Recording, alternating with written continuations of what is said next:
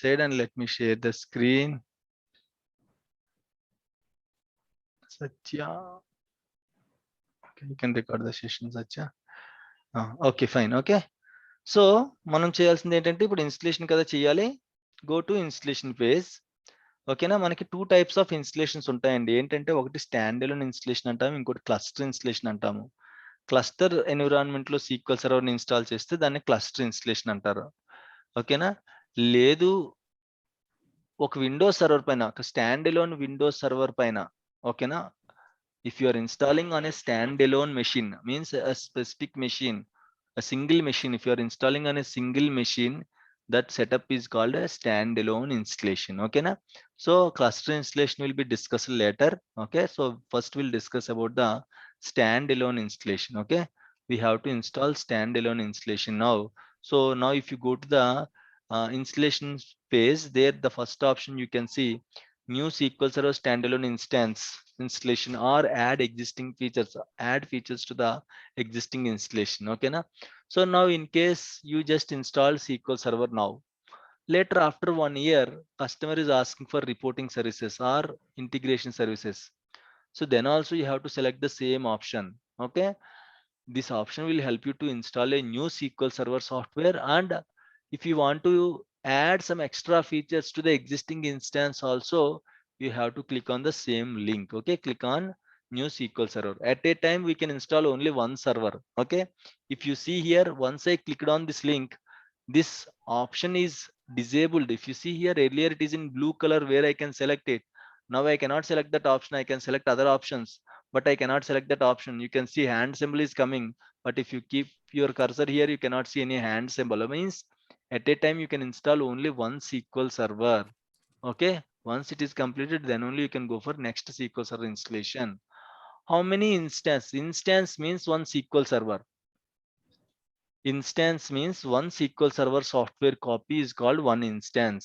One SQL Server software copy is called one instance.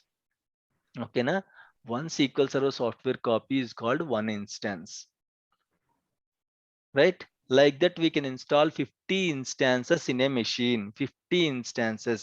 Machine means your server, Windows server.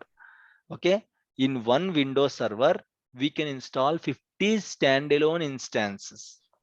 In one Windows server we can install 50 standalone instances. Remember this option. Okay, this point. Okay, interview point. Okay, right, once you open, it will ask for product key. As developer edition is free edition, you can see automatically you can select the developer edition here. Either you can go for evaluation, developer and express edition. We are going to install developer edition now. Okay, in case if it's a enterprise edition, you have to give the product key here. Product key will be there with the in the office resources. Okay, in the office documents you will have separate key. Okay, the product key, software key, that key you have to enter here. Okay, if you want to install free edition, you can select developer edition here, free editions option. Okay, next, every software you will have this option, I accept the license terms. For every software we have to accept the license terms. Next, yeah, these are the checks. Okay, pre-checks. It will check, this setup will check whether the machine is suitable for installing SQL Server or not. See how many checks it will go for. In case if you don't install .NET framework, okay, earlier we have installed .NET framework, right? If you don't install .NET framework, then this check will be failed. Remember, here you can see 9 checks. Either 9 are passed or 9 are warning is fine. Okay, but in case if one check is failed also, you cannot go next. The next button will be degraded. But it either all checks are passed or warning is also fine. Warning is also fine, but failed, in case if one check is failed, imagine sometimes restart computer check will be failed. What is the solution for that? Sorry, you are talking with me. If you don't have questions, please mute. Right, sometimes restart computer will be failed. What you have to do for that? What is the solution for that?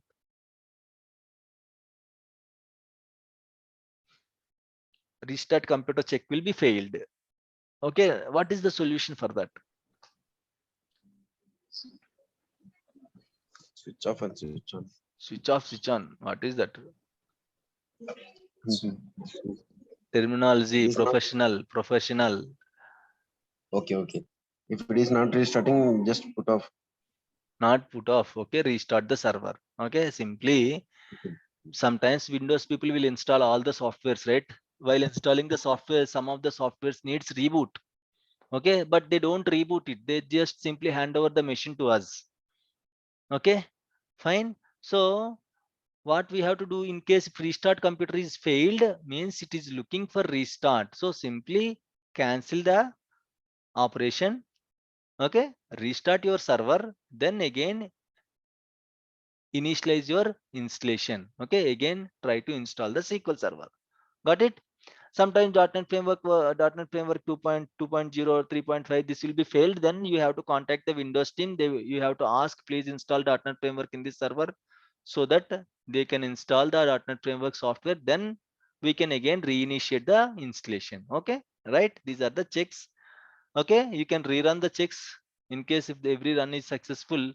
In case you just one of the error is like one check is failed. Okay, now you just fixed that failed issue and you just want to rerun the checks. You can just simply select rerun. Then rerun won't fix the issue. Okay, in case if you fix the issue, then you can rerun the checks. That's it. Okay, without closing the window, if you fix any of the issue. Okay, say for example .NET Framework is not installed. Without closing the window, you can directly install .NET Framework from this window. Then once installation is completed, just rerun the checks. Then automatically it will pick up the .NET Framework software. Okay, next. These are the Microsoft updates. Okay, usually Microsoft will try to find some updates on the software and it will try to install at the time of SQL Server installation. But in the organization, your servers don't have internet connection. Remember, in the organization, your servers don't have internet connection. Okay, so what you have to do is simply skip this check and go next.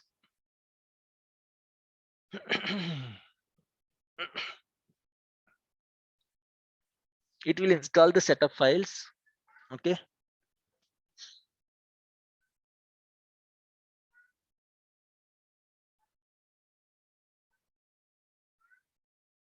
again some checks will run. See here, Windows Firewall is warning check. Warning, you can ignore it. Okay, if you see here warnings you can ignore it, but even one failed check is also there. You cannot ignore, you cannot go next also. Like the next button will be degraded like a back button. See, it was degraded, right? Not selected. Okay, like this, all checks should be passed or warning. Next, we have discussed right features. Earlier we have discussed right components or features of the SQL Server. I told you, right, database engine services is very important. This is the brain and heart of the SQL Server, right?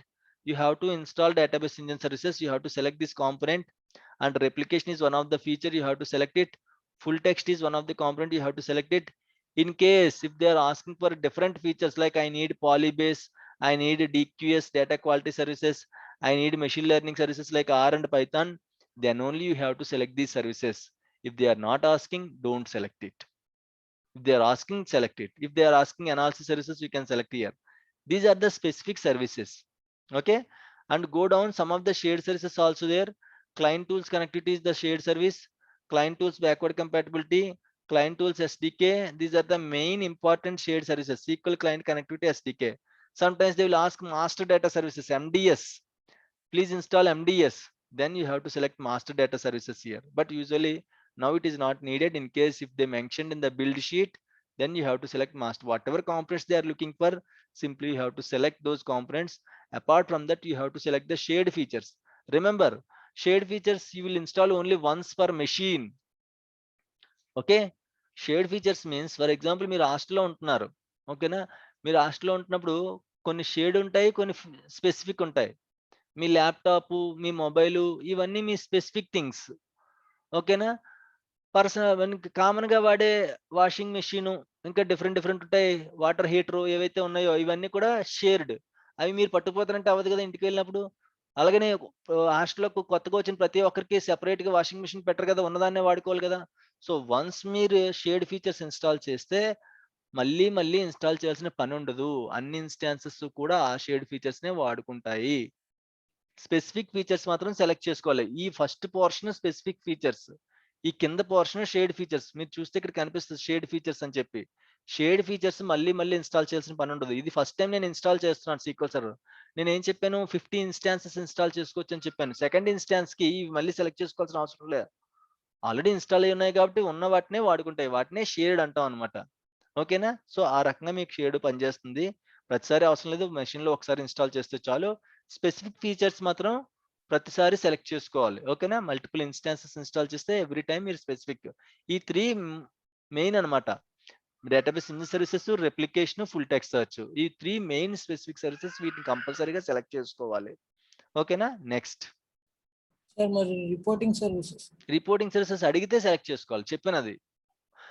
Very good. Reporting services మీకు ఏంటంటే, let me go back. ఓకేనా? ఇక్కడ చూస్తే మీకు ఈ screen లో looking for reporting services download it from the web అని ఉంది కదా. యాక్చువల్ గా up to sequel server 2016 reporting services కూడా ఇందులోనే వచ్చేవి, కలిపేసి వచ్చేవి, సాఫ్ట్వేర్ లో కలిపి వచ్చేవి అనమాట. ఫీచర్స్ లో మీరు సెలెక్ట్ చేసుకోవచ్చు. అనాలిసిస్ సర్వీసెస్ మీకు ఎలాగైతే కనిపించిందో అదే రకంగా రిపోర్టింగ్ సర్వీసెస్ కూడా కనిపించేది up to sequel server 2016 software. 2017 నుంచి ఏం చేశారంటే డిఫరెన్షియేట్ చేసాడు, దాన్ని సెపరేట్ చేసాడు రిపోర్టింగ్ సర్వీసెస్ ని. ఇన్ కేస్ మీకు కావాలంటే డౌన్లోడ్ చేసుకొని ఇన్స్టాల్ చేసుకోండి రిపోర్టింగ్ సర్వీసెస్. ఓకేనా? నెక్స్ట్ అరే back.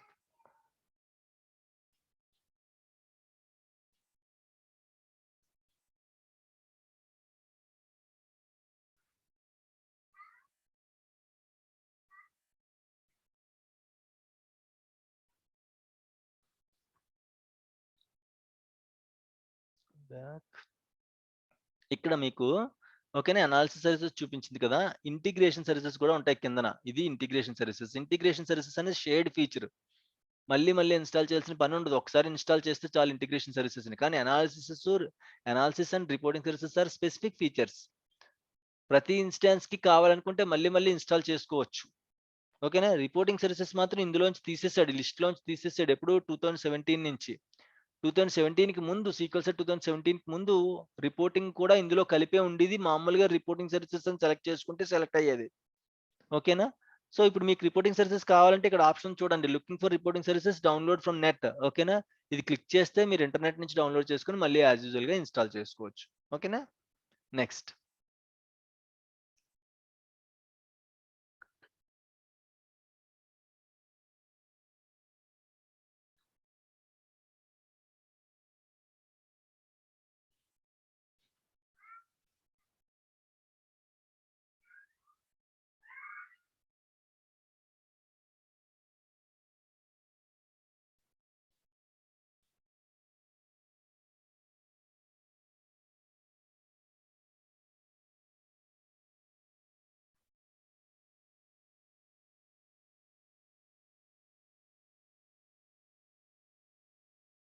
Right. Okay.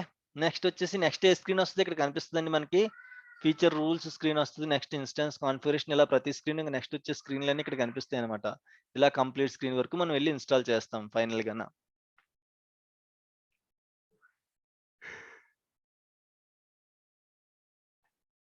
Installation rules, ఇక్కడ ఇన్స్టాన్స్ కాన్ఫిగరేషన్ అండి. ఓకేనా? సో ఇంపార్టెంట్ టాపిక్ ఇది. మనకి 2 టైప్స్ ఆఫ్ ఇన్స్టాన్సెస్ ఉన్నాయండి. ఒకటి default instance, sorry, named instance. So ఏంటి డిఫరెన్స్? రెండిటికి డిఫరెన్స్ ఏంటంటే వర్క్ వైజ్ గా రెండు ఒకలాగే వర్క్ చేస్తాయండి. ఏమి ఎక్స్ట్రా ఫీచర్స్ గానీ ఎక్స్ట్రా ఫంక్షనాలిటీస్ గానీ ఎక్కువ ఏం లేవు. రెండు ఒక్కటే. Instances, default instance, named instance both will act as same. మరి ఎందుకు రెండు ఉన్నాయంటే డిఫాల్ట్ ఇన్స్టాన్స్ కనెక్ట్ అయ్యే విధానం మారుతుంది అంతే.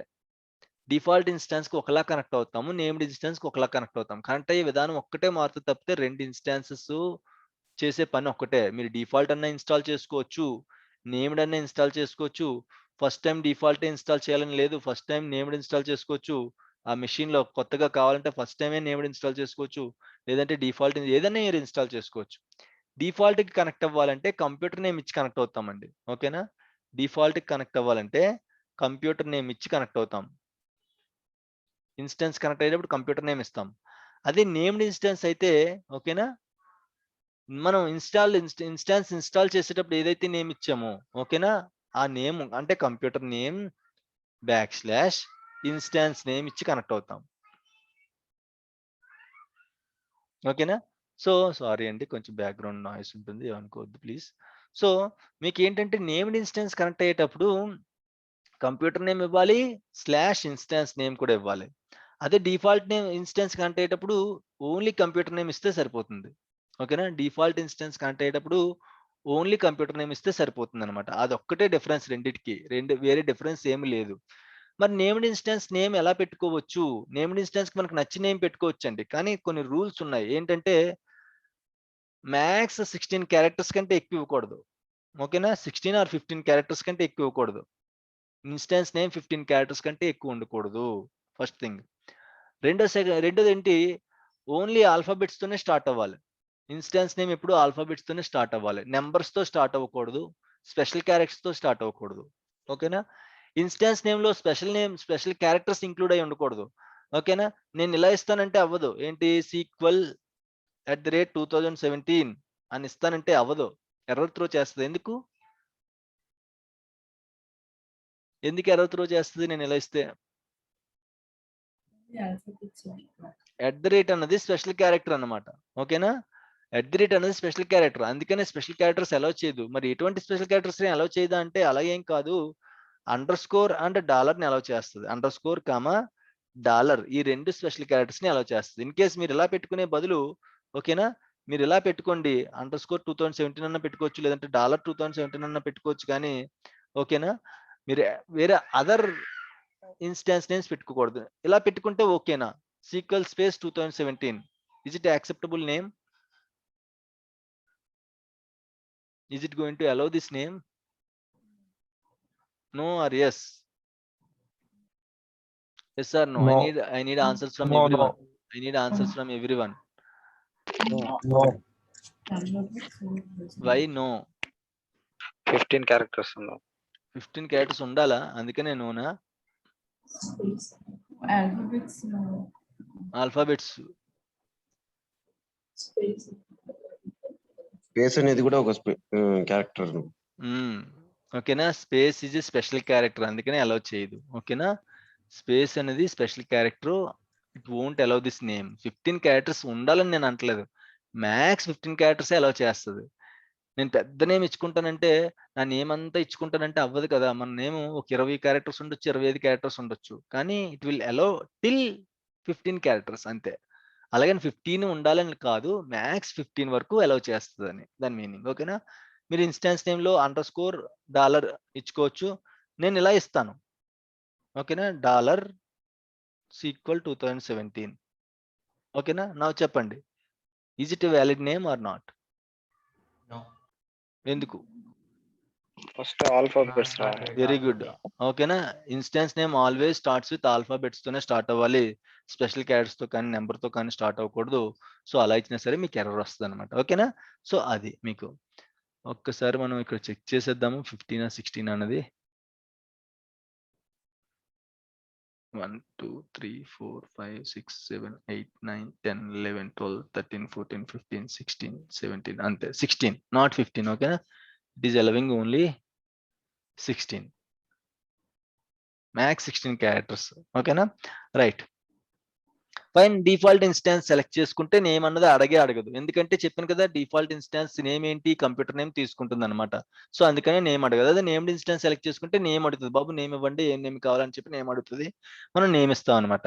ఫస్ట్ టైం ఏదైనా చేసుకోవచ్చండి, వర్క్ విషయంలో రెండు ఒక్కటే. ఓకేనా, పెద్ద తేడా కదా, అసలు తేడానే ఉండదు, అన్ని సేమ్ ఒకలాగా ఉంటాయి, సేమ్ ఆబ్జెక్ట్స్ ఉంటాయి, ఎవ్రీథింగ్ సేమ్, కనెక్ట్ అయ్యే విధానం మాత్రం మారుతుంది అంతే. ఓకేనా, డిఫాల్ట్ ఇన్స్టాన్స్ కి ఆటోమేటిక్ గా కంప్యూటర్ నేమ్ తీసుకుంటుంది, సో అందుకనే నేమ్ అడగట్లేదు అనమాట. దాని ఇన్స్టాన్స్ ఐడి వచ్చి MS SQL server. Instance ID అంటే ఈ నేమ్ తో ఫోల్డర్స్ క్రియేట్ చేస్తుందండి మీ విండోస్ సర్వర్ లో. ఈ నేమ్ తో ఇన్స్టాన్స్ ఐడి నేమ్ తో ఫోల్డర్ క్రియేట్ చేస్తుంది అనమాట, అంటే ఆ ఫోల్డర్ దానికి సంబంధించింది. ఇన్ కేస్ 4-5 ఇన్స్టాన్సెస్ ఇన్స్టాల్ చేస్తే అన్ని కలిపి ఒక ఫోల్డర్ లో పెడతానంటే కష్టం కదా, అందుకనే ఏ ఇన్స్టాన్స్ గా ఇన్స్టాన్స్ సెపరేట్ ఫోల్డర్ క్రియేట్ చేస్తుంది అనమాట. అది ఇన్స్టాన్స్ ఐడి మీనింగ్. మీకు ఏ ఇన్స్టాన్స్ ఫోల్డర్ కావాలంటే ఆ ఇన్స్టాన్స్ నేమ్ కూడా ఇచ్చుకోవచ్చు, నాకు ఆ ఫోల్డర్ వద్దు, ఈ ఫోల్డర్ ఇవ్వండి అని చెప్పి నేమ్ కూడా చేంజ్ చేసుకోవచ్చు. సింప్లీ మీరు ఇన్స్టాల్ చేసేటప్పుడు ఆ ఇన్స్టాన్స్ కి ఈ నేమ్ తో ఒక ఫోల్డర్ ని క్రియేట్ చేస్తుంది. క్లియర్? Any doubts? రైట్.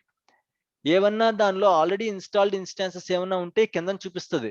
ఎన్ని ఇన్స్టాన్సెస్ ఇన్స్టాల్ చేసాము, దాని వర్షన్ ఏంటి, ఓకేనా, దాని ఫీచర్స్ ఏమేమి ఇన్స్టాల్ చేసాము, దాని ఎడిషన్ ఏంటి, అన్ని కూడా ఈ కింద లిస్ట్ లో చూపిస్తుంది. ప్రస్తుతానికి ఏం చేయలేదు, ఇదే కదా ఫస్ట్, అందుకని కింద ఏం చూపించట్లేదు ఇన్స్టాల్డ్ ఇన్స్టాన్సెస్ లో. నెక్స్ట్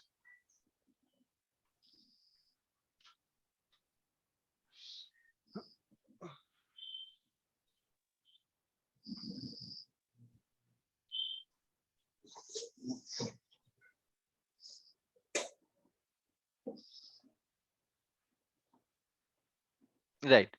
ఓకేనా, సర్వీస్ అకౌంట్స్ అండి చాలా ఇంపార్టెంట్. నేను ఒక క్వశ్చన్ అడుగుతాను మిమ్మల్ని.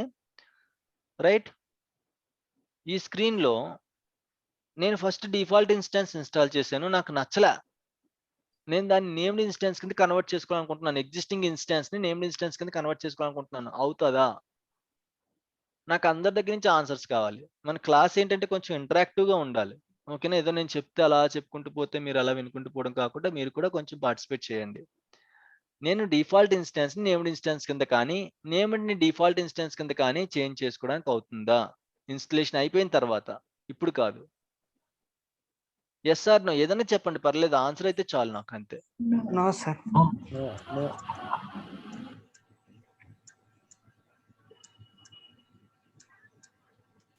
ఇప్పటివరకు చెప్పేవాళ్ళు కాకుండా చెప్పని వాళ్ళు ట్రై చేయండి. నేను అడుగుతాను లేకపోతే పేరు పేరున. అందరి నుంచి ఆన్సర్స్ కావాలి నాకు. అందరూ అన్మ్యూట్ అయ్యి ఎస్ ఆర్ నో చెప్పండి.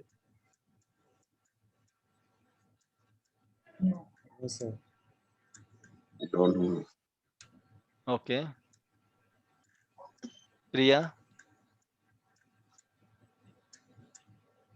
Yes or no?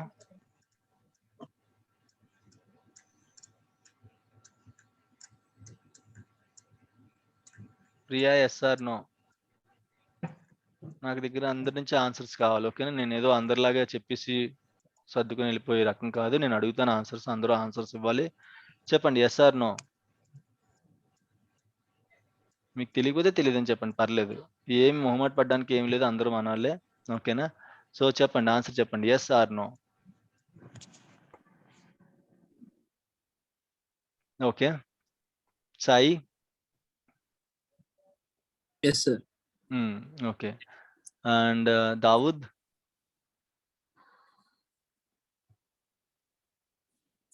దావుద్?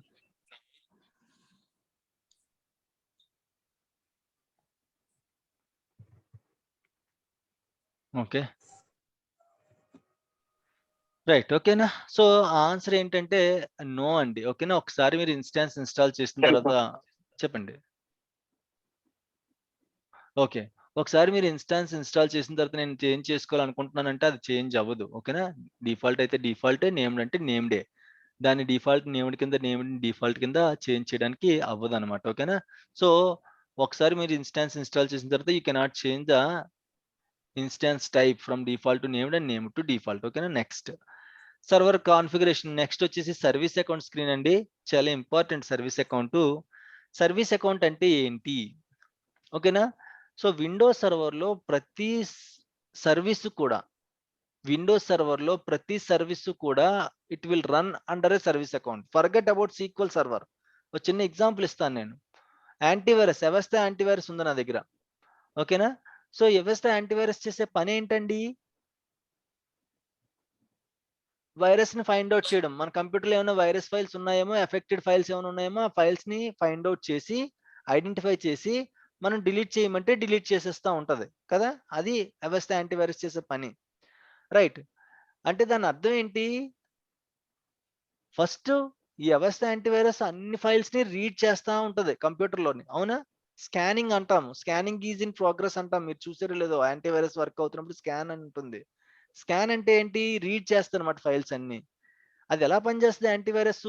దాని దగ్గర ఆల్రెడీ ఓ డేటాబేస్ ఉంటుంది. ఆ డేటాబేస్ లో ఆల్రెడీ వైరస్ ఫైల్స్ అన్ని ఉంటాయి. ఇగో ఈ extension virus file, .gou virus file, .moi virus file, ఇలాగా కొన్ని ఎక్స్టెన్షన్స్ ని దాని డేటాబేస్ లో స్టోర్ చేసుకుంటుంది. అందుకని యాంటీవైరస్ ఎప్పుడు కూడా అప్డేట్ అడుగుతూ ఉంటది. ఎందుకంటే కొత్త వైరస్ ఫైల్స్ ఏమన్నా వస్తే ఆ డేటాబేస్ లో స్టోర్ చేసుకుంటుంది.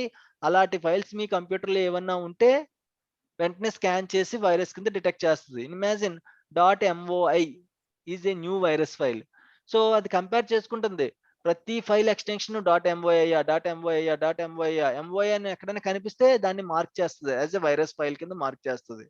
ఓకేనా, వెంటనే మనల్ని అడుగుతుంది, బాబు ఇగో ఇన్ని వైరస్ ఫైల్స్ ఉన్నాయి, డిలీట్ చేయమంటారా వద్దా అని ఫైనల్ గా అడుగుతుంది స్కాన్ చేసి. మనం డిలీట్ అని కొట్టగానే డిలీట్ చేస్తుంది. అంటే అది రైట్ ఆపరేషన్. ఎవరు చేస్తారండి రీడింగ్స్ రైటింగ్స్? ఎవరు చేస్తారు? మీ సాఫ్ట్వేర్ ఎప్పుడు చేయదు, అవస్థ చేయదు. అవస్థ బదులు ఒక పనోడు ఉంటాడు, దాన్నే సర్వీస్ అకౌంట్ అంటున్నాం. ప్రతి సర్వీస్ కు పనోడు ఉంటాడు, వాళ్ళనే సర్వీస్ అకౌంట్స్ అంటాం. Every service will have a service account. Services will run under a service account. By default you will have 3 service accounts. నేను చూడాలంటే ఎలా చూడగలనండి? services.msc ఓపెన్ చేయండి, అన్ని సర్వీసెస్ ఉంటాయి. షార్ట్ కట్ రన్ ఓపెన్ చేసి services.msc ఓపెన్ చేస్తే మీకు అన్ని సర్వీసెస్ కనిపిస్తాయి. ఇందులో మీకు ప్రతి సర్వీస్ ఇక్కడ లాగ్ ఆన్ యాజ్ అని ఉంది కదా, అదే సర్వీస్ అకౌంట్ అనమాట. దీని మీద క్లిక్ చేస్తే మీకు వరుసగా కనిపిస్తాయి.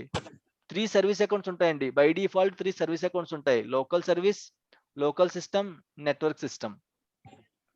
Local service, local system and network system, network service. ఓకేనా, ఈ 3 కూడా బై డిఫాల్ట్ విండోస్ సర్వర్ తో పాటు వస్తుందండి. ఈ 3 కూడా 3 పనులు వస్తారనమాట విండోస్ సర్వర్ తో పాటు. మీ ల్యాప్టాప్ లో కూడా ఉంటాయి, సర్వర్ లోనే కాదు, ప్రతి విండోస్ ఆపరేటింగ్ సిస్టమ్ ఇలాగే వర్క్ చేస్తుంది అనమాట. ఓకేనా, 3 పనులు వస్తారు ఇన్స్టాల్ చేసినప్పుడు. నాకు యాంటీవైరస్ అంటే ప్రతి సాఫ్ట్వేర్ కి ఒక పనోడు అటాచ్ అవుతాడు అనమాట. ఒకే పనోడు 10-15 సాఫ్ట్వేర్లు కూడా చూసుకుంటాడు. ఇక్కడ చూస్తే మీరు services.msc ఇక్కడ మీరు చూస్తే చూడండి, లోకల్ సిస్టమ్ అనే పనోడు ఎన్ని సర్వీసెస్ ని కంట్రోల్ చేసుకుంటున్నాడో. ఈ అన్ని సర్వీసెస్ సంబంధించిన వర్క్ అంతా లోకల్ సిస్టమ్ కూడా చేసుకుంటాడు. కిందన సర్వీసెస్ సంబంధించిన వర్క్ అంతా నెట్వర్క్ సర్వీస్ కూడా చేసుకుంటాడు. పైన సర్వీసెస్ అన్ని కూడా లోకల్ సర్వీస్ కూడా చేసుకుంటాడు. ఇలా కొంతమంది కొంత వర్క్ ని షేర్ చేసుకుంటారు. ఈ 3 పనులు వర్క్ ని షేర్ చేసుకుంటారు. ఓకే, ఈ సర్వీసెస్ నీవి, ఈ సర్వీసెస్ నావి అని. యాక్చువల్ గా లోకల్ సిస్టమ్ అనేది హైయెస్ట్ ప్రివిలేజ్డ్ సర్వీస్ అకౌంట్ అనమాట. వెరీ ఇంపార్టెంట్ సాఫ్ట్వేర్స్ అన్ని కూడా లోకల్ సిస్టమ్ మీద రన్ అవుతాయి. ఇది పెద్ద పనోళ్ళలో కల్లా పెద్ద పనోడు ఇడు. ఓకేనా, సో మొత్తం సర్వీస్ అకౌంట్స్ అన్ని కూడా నేను మీకు అర్థం అవ్వాలని చెప్తున్నాను, మీకు ఇంటర్వ్యూలో ఇలా చెప్పకండి. ఓకేనా, సో వీళ్ళు ఏం చేస్తారంటే ఈ సర్వీస్ అకౌంట్స్ ఏం చేస్తుందంటే ఆ సర్వీసెస్ కి సంబంధించిన వర్క్ అంతా కూడా సర్వీస్ అకౌంటే చేస్తుంది. ఓకేనా, ఆ సర్వీస్ అకౌంట్ సంబంధించిన వర్క్ అంతా కూడా సర్వీస్ అకౌంటే చేస్తుంది. ఏదైనా ఫోల్డర్ లోకి లాగిన్ అవ్వాలంటే సర్వీస్ అకౌంట్ ఫోల్డర్ లోకి లాగిన్ అవుతుంది. ఏదైనా రీడ్ చేయాలంటే సర్వీస్ అకౌంట్ రీడ్ చేస్తుంది. ఏదైనా రైట్ చేయాలంటే సర్వీస్ అకౌంట్ రైట్. ఎందుకంటే ఓన్లీ అకౌంట్స్ మాత్రమే ఫోల్డర్స్ లోకి లాగిన్ అవ్వగలవు, సర్వీసెస్ లాగిన్ అవ్వలేవు. ఓకేనా, ఓన్లీ అకౌంట్స్, ఓన్లీ యూజర్స్ మాత్రమే ఏదైనా ఫోల్డర్స్ లోకి లాగిన్ అయ్యి రీడ్ గానీ రైట్ గానీ చేస్తారు. అందుకు ఒక సర్వీస్ అకౌంట్ వర్క్ అవుతుంది అనమాట, యూజ్ అవుతుంది అనమాట మనకి. సీక్వెల్ సర్వర్ కూడా అంతే. సీక్వెల్ సర్వర్ చేసే పని ఏంటండి? First of all, what is the sequel server definition?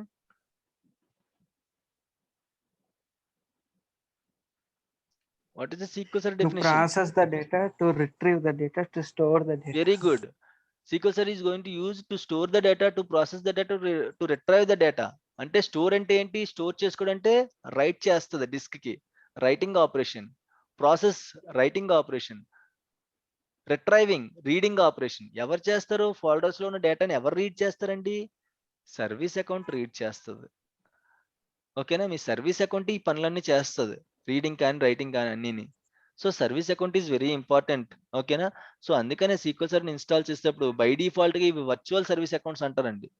మీరు వీటిని చేంజ్ చేసుకొని లోకల్ సిస్టమ్ అని పెట్టుకోవచ్చు, లేదు నేను నాకంటూ ఒక సెపరేట్ పనుని పెట్టుకుంటాను. ఎందుకు? ప్రాబ్లం ఏంటి? ఆల్రెడీ సర్వీస్ అకౌంట్స్ అన్నది మైక్రోసాఫ్ట్ విండోస్ బై డిఫాల్ట్ గా ఇస్తుంది.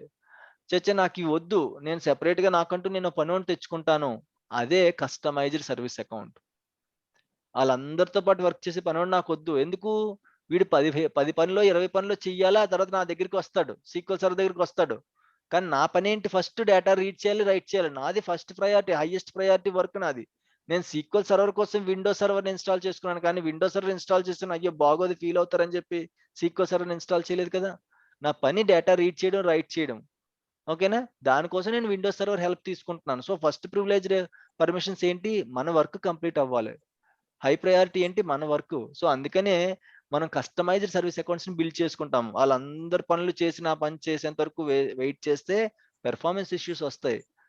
ఓకేనా? అందుకని ఏంటంటే నేను సెపరేట్ గా ఒక కస్టమైజ్డ్ సర్వీస్ అకౌంట్ ని బిల్డ్ చేసుకుంటాను. దానికోసం మనం కావాలంటే సెపరేట్ గా సర్వీస్ అకౌంట్ కాన్ఫిగర్ చేసుకోవచ్చు, లేదంటే ఉన్న వాటిని వాడుకోవచ్చు.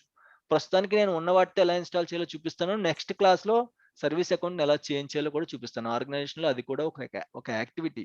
ఓకేనా? ఫస్ట్ డిఫాల్ట్ సర్వీస్ అకౌంట్స్ తో నేను ఇన్స్టాల్ చేస్తున్నాను. నెక్స్ట్ సర్వీస్ అకౌంట్ క్రియేట్ చేసి దాన్ని ఎలా చేంజ్ చేయాలనేది చూపిస్తాను. ఓకేనా? SQL server agent. ఓకేనా? ఈ సర్వీసెస్ అన్ని ఇన్స్టాల్ అవుతాయండి. SQL server agent, database engine service, main service ఇదే database engine service, full text service, SQL server browser service. వీటన్నిటికీ సర్వీస్ అకౌంట్లు బై డిఫాల్ట్ గా వస్తాయి. పాస్వర్డ్లు మీరు ఏమి ఇవ్వాల్సిన పని లేదు, డిఫాల్ట్ అకౌంట్ కాబట్టి. ఓకేనా? సర్వీస్ స్టార్ట్అప్ టైప్ ఆటోమేటిక్ పెట్టుకోండి, ఆటోమేటిక్ లో ఉండాలన్నమాట. రైట్, ఇది డిజేబుల్డ్, ఇది మీరు ఎలా పెట్టుకున్నా పర్లేదు, ప్రాబ్లం లేదు. నెక్స్ట్ కొలేషన్ అనమాట. కొలేషన్ అంటే ఏం లేదండి, లాంగ్వేజ్ సెట్టింగ్స్. లాంగ్వేజ్ సెట్టింగ్స్ నే కొలేషన్ సెట్టింగ్స్ అంటాం మనం. ఓకేనా? సార్ చిన్న డౌట్ సార్. చెప్పండి.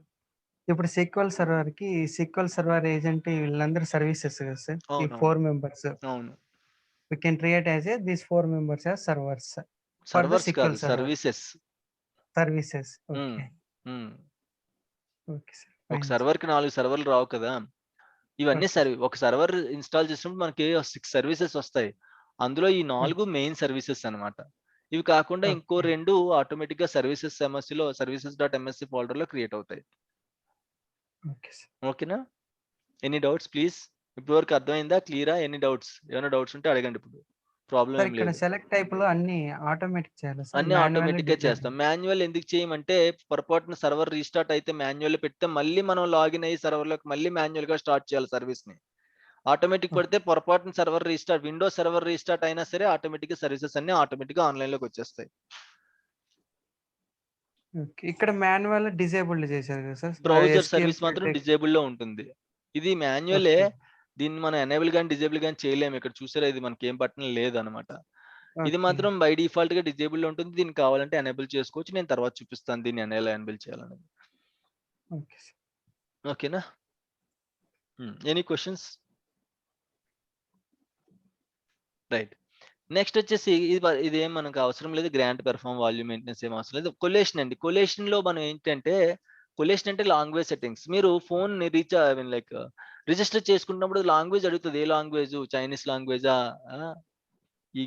ఇంగ్లీష్, యూకేనా, యుఎస్ఆ, ఓకేనా, ఇండియానా, హిందీనా? మీకు ఏ లాంగ్వేజ్ కావాలంటే ఆ లాంగ్వేజ్ చూస్ చేసుకోవచ్చు కదా. ఒకసారి ఆ లాంగ్వేజ్ చూస్ చేసుకున్న తర్వాత ఆప్షన్స్ అన్ని అదే లాంగ్వేజ్ లో కనిపిస్తాయి. హిందీ సెలెక్ట్ చేసుకుంటే హిందీలోనే కనిపిస్తాయి ఆప్షన్స్ అన్ని. రైట్. సో ఆ రకంగా ఈ డేటాబేస్ లో ఎటువంటి డేటాని మీరు లోడ్ చేయాలనుకుంటున్నారు? ఏ లాంగ్వేజ్ డేటాని లోడ్ చేయాలనుకుంటున్నారు? ఇంగ్లీష్ డేటానా, హిందీ డేటానా, ఫ్రెంచ్ డేటానా, ఓకేనా, లేదంటే పోర్చుగీసా, చైనీసా? You can see here. ఓకేనా? డిఫరెంట్ లాంగ్వేజ్ సెట్టింగ్స్ ఉంటాయి అనమాట. ఇక్కడ మీరు చూస్తే ఈ అన్ని లాంగ్వేజెస్, అరేబియన్, చైనీస్, ఓకేనా, థాయిలాండ్, ఫ్రెంచ్, చూడండి, ఫ్రెంచ్, గ్రీక్, ఓకేనా, హిందీ లేదనుకుంటా. చిన్న కంట్రీ లాంగ్వేజెస్ అన్ని ఉన్నాయి కానీ హిందీ లేదు ఇక్కడ. ఓకేనా? జపనీస్ మనకంటే చిన్న కంట్రీ. ఇవన్నీ కూడా మనకంటే చిన్న కంట్రీస్, అయినా మన లాంగ్వేజ్ లేదు హిందీ. రైట్. సో ఈ రకంగా మనకి ఏంటంటే, మీరు ఒక్కొక్కసారి చూస్తే కొన్ని న్యూస్ వెబ్సైట్స్ అవి తెలుగులో ఉంటాయి, కొన్ని న్యూస్ వెబ్సైట్స్ హిందీలో ఉంటాయి. అంటే వాళ్ళు స్టోర్ చేసే డేటాబేస్ లో ఆ రకమైన డేటాను స్టోర్ చేస్తున్నారు. ఓకేనా? So coalition settings is nothing but simply language settings అనమాట. బై డిఫాల్ట్ కొలేషన్ సెట్టింగ్స్ ఏంటంటే sequel, Latin 1, general, CP1, CIAS. ఇది డిఫాల్ట్ కొలేషన్ సెట్టింగ్ అండి. English language. లాటిన్ 1 అంటే లాంగ్వేజ్ అనమాట. లాటిన్ లాంగ్వేజ్ మీకు గుర్తుందో లేదో, చిన్నప్పుడు మనం నేర్చుకునే వాళ్ళు అన్ని కూడా లాటిన్ నుంచి వచ్చే లాటిన్ పదం అండి. ఓకేనా? సీక్వెల్, లాటిన్ 1, జనరల్, CP1 అంటే కోడ్ పేజ్ 1 అండి, CI అంటే కేస్ ఇన్సెన్సిటివ్, AS అంటే యాక్సెంట్ సెన్సిటివ్. అంటే మీరు ఏ యాక్సెంట్ లో అన్నా సరే డేటాని ఇన్సర్ట్ చేయొచ్చు. ఏ కేసులో అన్నా data, case upper case, lower case, ఏ కేసులో అన్నా సరే డేటా ఇన్సర్ట్ చేసుకోవచ్చు. ఎందుకంటే కేసు ఇన్సెన్సిటివ్. అదే కేసు సెన్సిటివ్ అయితే అప్పర్ కేసు అయితే అప్పర్ కేసు, లోవర్ కేసు అయితే లోవర్ కేసు డేటా మాత్రమే అది యాక్సెప్ట్ చేస్తుంది అనమాట. సో ఇవన్నీ కూడా లాంగ్వేజ్ సెట్టింగ్స్ లోకి వస్తాయి. This is by default coalition setting. Can I change coalition setting after installation? Again I need answers from everyone.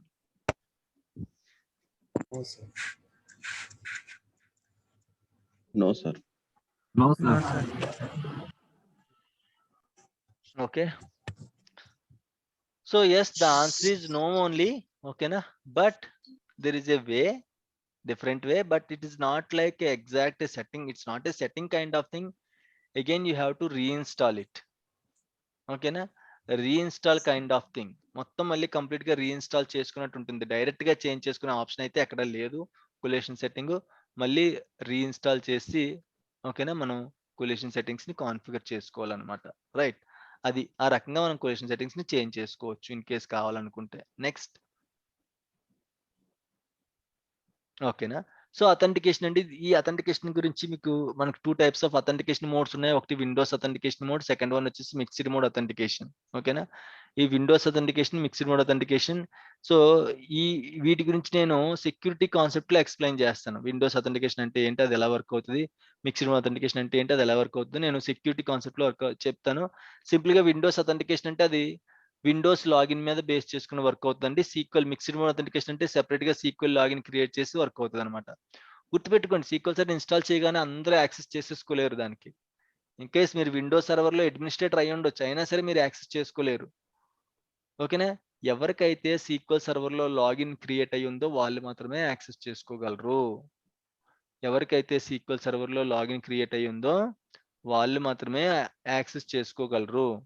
ఓకేనా, ఎవరు పడితే వాళ్ళు యాక్సెస్ చేసుకోవాలి. అందుకని ఇక్కడ మనం కరెంట్ యూజర్ ని యాడ్ చేస్తాం. యాడ్ కరెంట్ యూజర్ కొట్టాను, ఇప్పుడు నేను స్కిప్ అయిపోయి నెక్స్ట్కి వెళ్ళిపోతే ఇన్స్టలేషన్ సక్సెస్ అయిపోతుంది, కానీ ఎవరు సీక్వెల్ సర్వర్ ని యాక్సెస్ చేసుకోలేరు. ఓకేనా, ఇన్స్టలేషన్ సక్సెస్ అయిపోతుంది కానీ ఎవరు కూడా సీక్వెల్ సర్వర్ ని యాక్సెస్ చేసుకోలేరు. ఎందుకు యాక్సెస్ చేసుకోలేరు అంటే ఆ లాగిన్ క్రియేట్ అయ్యి లేదు కాబట్టి. ఓకేనా, ఈ లాగిన్ క్రియేట్ అయ్యి ఉంటేనే మీరు యాక్సెస్ చేసుకోవడానికి అవుతుంది. లాగిన్ క్రియేట్ అయ్యి లేకపోతే మీరు యాక్సెస్ చేసుకోవడానికి అవ్వదు అనమాట. ఓకేనా, సో మీటింగ్ క్లోజ్ అయిపోతుందండి. Let me reopen the meeting.